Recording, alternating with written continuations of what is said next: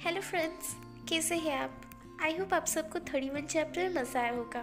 सो चलिए 32 चैप्टर शुरू करते हैं। सो लास्ट चैप्टर में हमने देखा था एल्डफ कहता है तुम्हें सच में इस रिलेशनशिप को ऐड करने के लिए कोई रीज़न चाहिए?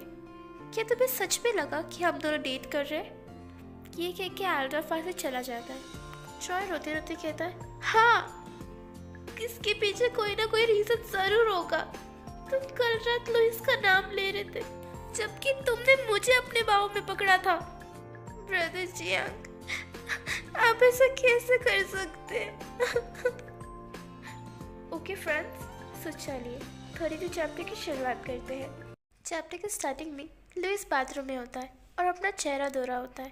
तभी सडनली डोरबेल बजती है और लुइस की नज़र दरवाजे की तरफ जाती है। लुइस जल्दी से डोर की तरफ आता है और डोर खोलता है। बाहर ट्रॉय होता है और वो कहता है मेरा नाम ट्रॉय शेन है और मुझे तुमसे कुछ बातें करनी है। ट्रॉय को यहाँ देखकर लुइस बहुत शॉक हो जाता है। तभी ट्रॉय कहता है क्या मैं अंदर आ सकता हूँ?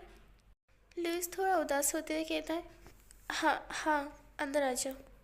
फिर ट्रॉय अंदर आके बैठ जाता है। लुइस उससे गर्म पानी ऑफर करते हुए कहता है ये लो गर्म पानी, बाहर बहुत ठंड होगी ना, तुम इसे पी लो।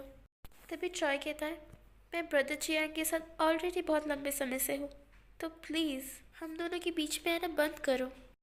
ये सुन के लुइस थोड़ा चौंक जाता है और फिर कहता है तुम्हें ये सब उस पर्सन को जाके कहना चाहिए, तुम ये सब मुझे क्यों बता रहे हो?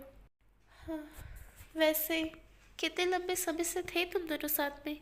ये सुन के ट्रॉय स्माइल करते हुए कहता है हम दोनों मेरी यूनिवर्सिटी से ग्रेजुएट होने से पहले 3 साल पहले से।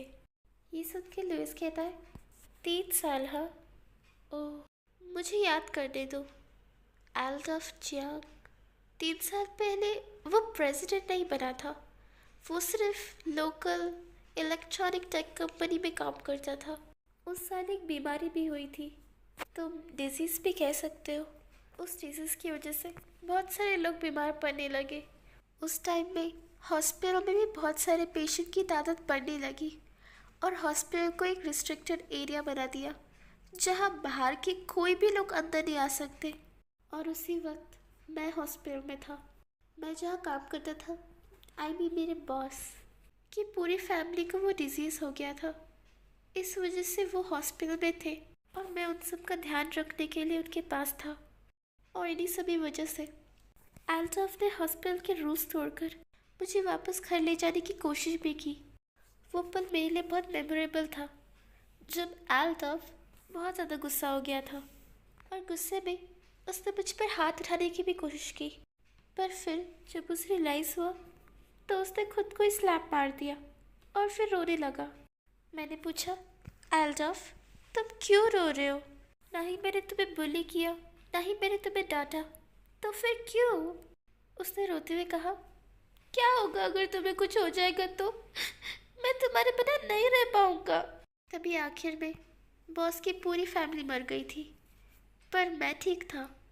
और आखिर में जब हमने लॉयर को बुलाया कुछ इन्फॉर्मेशन पता लगाया, तब मुझे पता चला कि बॉस ने एक छोटी सी कंपनी मेरे नाम कर दी थी और ये वही कंपनी है जो इस वक्त एल्डफ चला रहा है। ये सब सुन के ट्रॉय कहता है पर अगर तभी ब्रदर जियांग के साथ मैं होता तो अब तक तो ये कंपनी और भी आगे जा चुकी होती। तभी ट्रॉय की नज़र ज़मीन पे बिल्लियों पे पड़ती है। बिल्लियों को देखकर ट्रॉय बहुत शॉक रह जाता है। ट्रॉय को ऐसे देखकर लुइस कहता है क्या तुम बिल्लियों से डरते हो? ट्रॉय कहता है ब्रदर जियांग को एनिमल्स नहीं पसंद, वो उनसे नफरत करते हैं।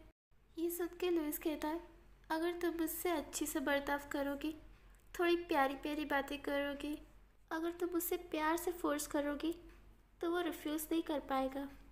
ये सुन के ट्रॉय सोचता है प्यारी प्यारी बातें करो, प्यार से फोर्स करो। जब उसने मुझे फोर्स किया मुझे अपने डॉग से पीछा छुड़ाने के लिए, मैंने उससे कितने मिन्नतें की पूरे एक वीक के लिए, पर एक भी बार उसने मेरी बात नहीं मानी। मुझे लगा कि ब्रदर जियांग की पर्सनैलिटी ऐसी है, पर ये पूरे टाइम क्या मैं उसके स्पेशल ट्रीटमेंट रिसीव करने के लायक नहीं था? तभी सडनली ट्रॉय स्माइल कर रहा होता है और कहता है पर एक बात बोलनी पड़ेगी, सच में हमेशा जब भी वो उदास होता है तब भी वो मेरे पास आता है। ऐसा लगता है ब्रदर चिराग की हैबिट कभी नहीं बदलेगी।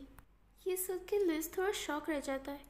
ट्रॉय कहता है, मैं हमेशा उसे कहता हूँ कि इतना गुस्सा मत किया करो, पर वो फिर कहता है कि वो क्या करे, वो अपना गुस्सा कंट्रोल ही नहीं कर पाता और फिर हमेशा काम डाउन होने के लिए मेरे पास आ जाता है। तभी ट्रॉय वहाँ से उठते हुए कहता है, हाँ मुझे पता है ये इतना वैल्यूबल नहीं है, पर फिर भी मैं खुश हूँ कि कभी ना कभी ब्रदर चिराग मेरे पास आएंगे ही, राइट। फिर ट्रॉय लुइस के पास आता है और कहता है, मुझे तुम्हारे लिए सच में बुरा लग रहा है, तुम्हें ब्रदर चिराग के साथ नहीं होना चाहिए था। अभी ख़त्म करते हैं, कभी और बातें करेंगे, बाय। ये सब सुन के लुइस को गुस्सा आता है और वो कहता है, निकलो यहाँ से अभी। ट्रॉय तभी वहाँ से चला जाता है, पर तभी सडनली लुइस की तबीयत खराब हो जाती है और उसके नाक से खून बह रहा होता है। ओके फ्रेंड्स, यही हमारा चैप्टर खत्म होता है। आई होप आप सबको इस चैप्टर में मज़ा आया होगा। फ्रेंड्स, अगर आपको इस वीडियो में मज़ा आया है तो प्लीज़ लाइक, शेयर, कमेंट और सब्सक्राइब करना बिल्कुल मत भूलना। हम मिलेंगे अगले वीडियो में। So till that, stay safe, stay healthy, bye bye.